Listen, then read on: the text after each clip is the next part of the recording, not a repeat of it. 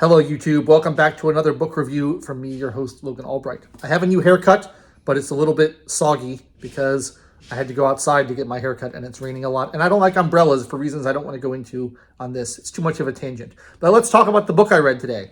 The book I read this week was A History of New York by Washington Irving. Now, I know what you're thinking. Why would anybody want to read A History of New York written in 1809 by a dead guy? It sounds like the most boring thing ever. Well, it's not really a history of New York. It's more of a satirical novel disguised as a history of New York. And it's actually a very silly book, and I found it to be a very entertaining book. So it's in my Library of America edition here, which I talked about before when I read the short stories that include The Legend of Sleepy Hollow and Rip Van Winkle and all that kind of good stuff. But The History of New York is its own thing.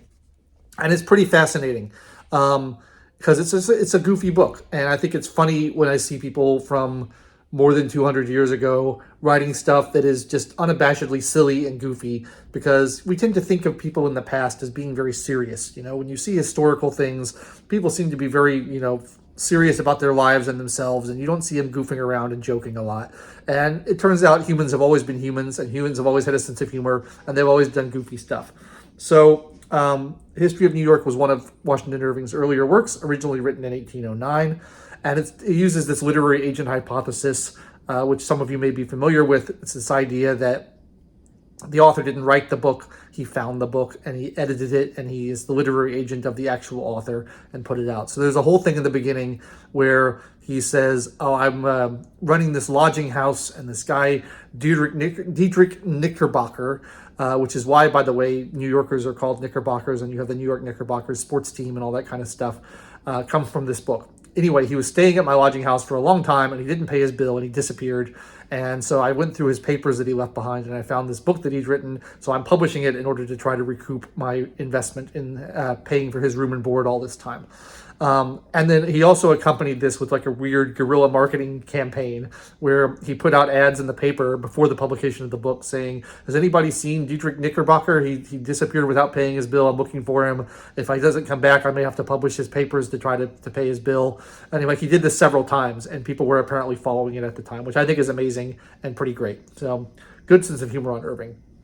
And then the actual text of the book it's interesting because it's hard to know how much of it is real and how much of it isn't. I don't think very much of it is, but there's some clear citations of like ancient Greeks and Romans and stuff that are clearly real citations, but a lot of it seems made up. And it's hard to tell, in particular, because it mostly deals with Dutch history of the settlers of New Amsterdam. And Dutch names are inherently silly.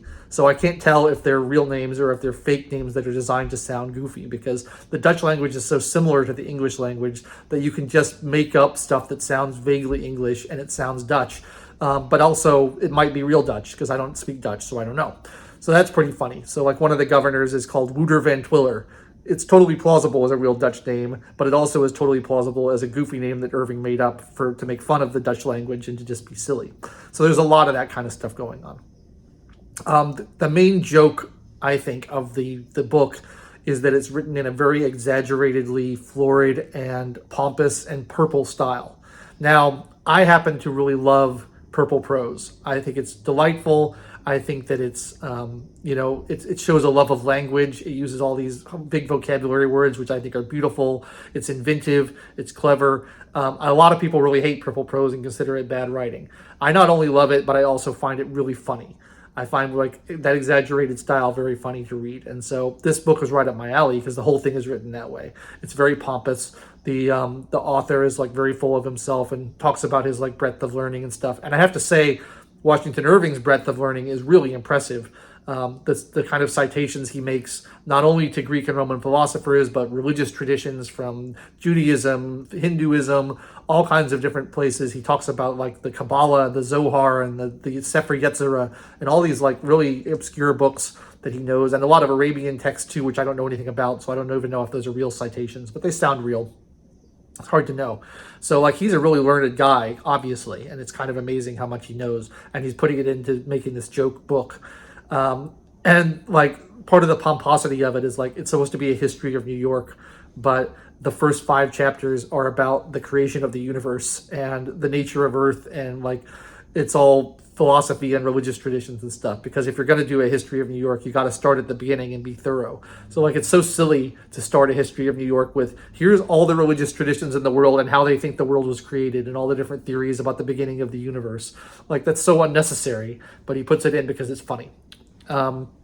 And then he goes on to describe, the discovery of the Hudson River and the founding of the city of New York. And he has all this stuff about the different governors and how they were governed. And there's all this stuff about interaction with the natives and wars with the neighboring Connecticut people, because the Connecticut people were much more aggressive and wanted to expand rather than the New Yorkers. And it's all quite silly. I wanted to read a short passage from one of the chapters to give you an idea of what the text is like. The whole thing is written this way. This is from chapter 1 of book 2, after he's finished discussing the creation of the universe and is now talking about the discovery of the Hudson River.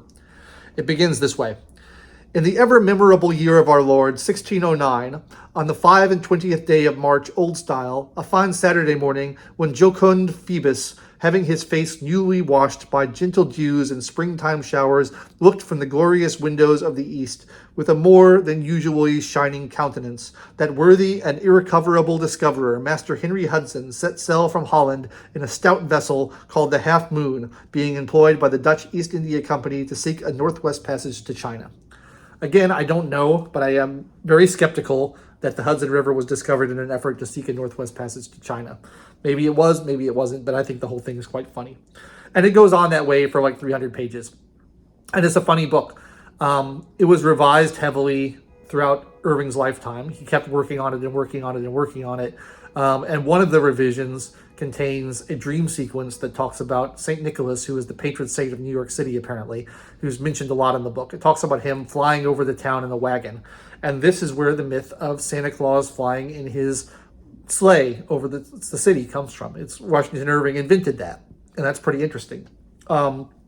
The Library of America edition does not contain that passage, and I was confused by that, but I read the notes on the text in the back, and they said in order to preserve the flavor of the original text, they wanted to use the 1809 edition for their text, because it's just such a jumbled mess with all the revisions, and there's no definitive authoritative text for it, and like it's kind of arbitrary which one you decide.